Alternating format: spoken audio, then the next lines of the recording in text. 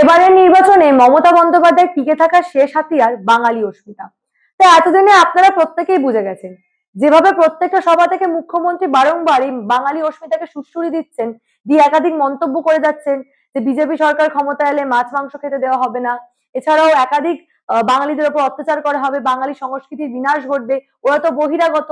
এই ধরনের একাধিক মন্তব্য বিভিন্ন সভা থেকে মুখ্যমন্ত্রী বারংবার করে যাচ্ছেন।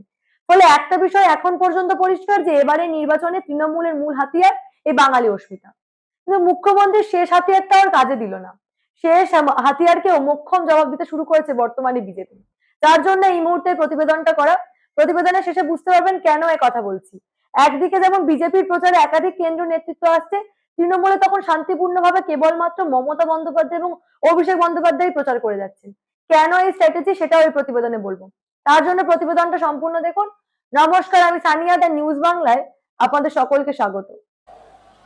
বিজেপিকে বয়কট করো। বিজেপি আসলে মাছ খেতে দেবে না, মাংস খেতে দেবে না, ভাষায় কথা বলতে দেবে না, ছাতু খেতে দেবে না, কোনো রাজ্যেই কিছু খেতে দেবে না, বাজার বন্ধ করে দেবে।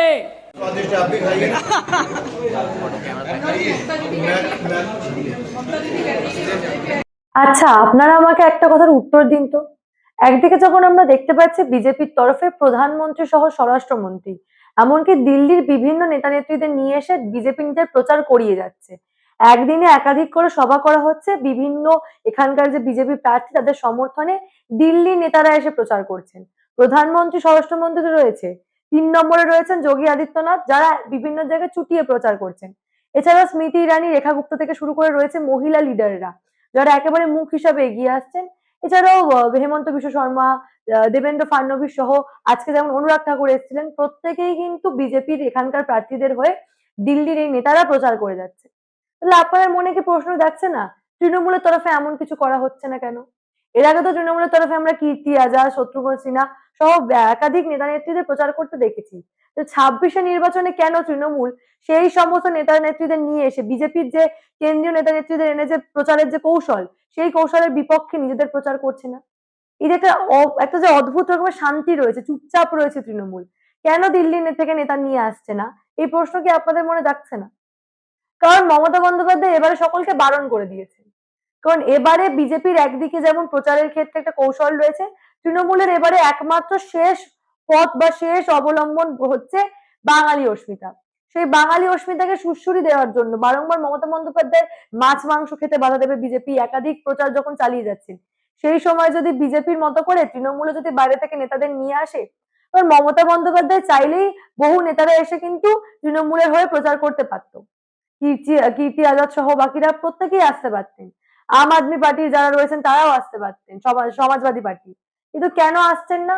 আসছেন না একটাই কারণ, মমতা বন্দ্যোপাধ্যায় এবারে বাঙালি অস্মিতার উপর জোর দিচ্ছেন এবং এই বাঙালি অস্মিতাকেই তিনি একেবারে ঘটা করে প্রচার করছেন। তার বক্তব্য এবারে তৃণমূলের একটা পরিষ্কার স্লোগান, আবার জিতবে বাংলা। 2021 পর্যন্ত আমরা তৃণমূলের যে স্লোগান দেখেছি, ক্যাম্পেনিং এর স্লোগান, বাংলা নিজের মেয়েকেই চায়, তারই একটা বৃহত্তর প্রেক্ষাপট হচ্ছে এবারে স্লোগানটা, যে আবার জিতবে বাংলা। অর্থাৎ কোথাও গিয়ে আবারও সেই বাঙালি অস্মিতাকেই সুড়সুড়ি দেওয়ার চেষ্টা, এবং এবারে নির্বাচনের ক্ষেত্রে এই বাঙালি অস্মিতাকে শেষ হাতিয়ার করে এগিয়ে যাওয়ার চেষ্টা করছেন মমতা বন্দ্যোপাধ্যায়। আমার এখানে বিহারি উপবাসী যারা থাকে তাদের আমি সম্মান করি, उसको लिए मेरे को कुछ कहना नहीं है।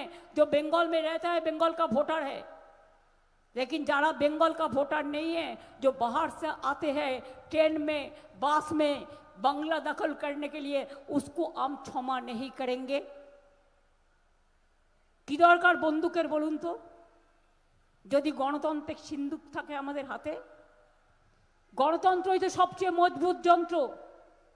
এর থেকে বড় আর কি হতে পারে? এর থেকে বড় তো কিছু হতে পারে না। তাই আমি মনে করি ছলে বলে কৌশলে 5 বছর বাংলার টাকা বন্ধ করে রেখে দিয়েছ। 2 লক্ষ কোটি টাকার উপর আমরা পাই। 100 দিনের কাজের টাকা বন্ধ, জল স্বপ্নের টাকা বন্ধ, পথ নির্মাণের টাকা বন্ধ, গ্রামীণ আবাসনের টাকা বন্ধ। আর দেখছো তুমি চোখে শুধু, তোমার 2 চোখ বন্ধ। কিন্তু এবার প্রশ্ন হলো, মমতা বন্দ্যোপাধ্যায়ের এই শেষ হাতিয়ারটা কি আদেও কাজ করছে?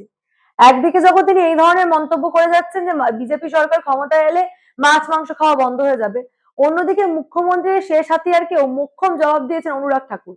আজকে সল্টলেকের বুকে একটি বেসরকারি হোটেল থেকে তিনি সাংবাদিক সম্মেলন করেছিলেন এবং সাংবাদিক সম্মেলনের পর ঠিক রীতিমতো কাতলা মাছ বেচে খেতে শুরু করেছেন এবং সেখান থেকে বার্তা দিচ্ছেন যে বিজেপি সরকার ক্ষমতায় এলে পশ্চিমবঙ্গে কোন রকম কোনো মাছ মাংস বন্ধই হবে না। অর্থাৎ এই যে বাঙালি অস্মিতাকে মমতা বন্দ্যোপাধ্যায় বারংবার চালিয়ে তোলার চেষ্টা করছেন বা মানুষকে ভুল বোঝানোর চেষ্টা করছেন, সেটাকে সম্পূর্ণ আজকে আবারও ভুল প্রমাণিত করে দিয়েছে অনুরাগ ঠাকুর। स्वादिष्ट आप भी खाइए ना।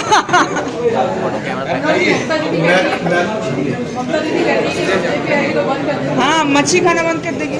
बीजेपी 16 राज्यों में मुख्यमंत्री, जिसको जो खाना है वो खाए, जिसको जो धर्म अपनाना है वो अपनाए, लेकिन न दूसरे के खाने पर रोक लगाए, न दूसरे का धर्मांतरण करने पे जोर लगाए।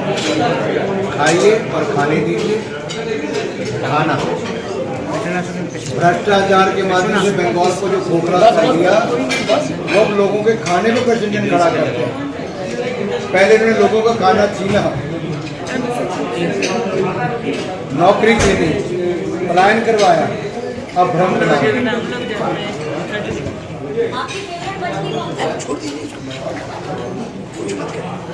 जो मिल जाए, फ्रेश वाटर भी।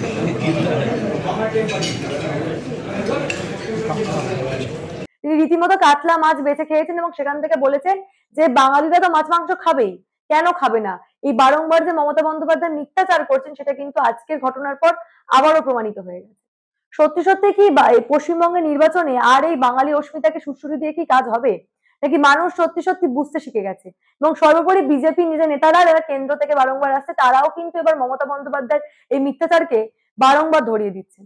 এই বিষয় নিয়ে আপনাদের মূল্যবান এবং গুরুত্বপূর্ণ মতামত অবশ্যই আমাকে জানাবেন দ্য নিউজ বাংলার কমেন্ট সেকশনে এবং দেখতে থাকুন দ্য নিউজ বাংলা।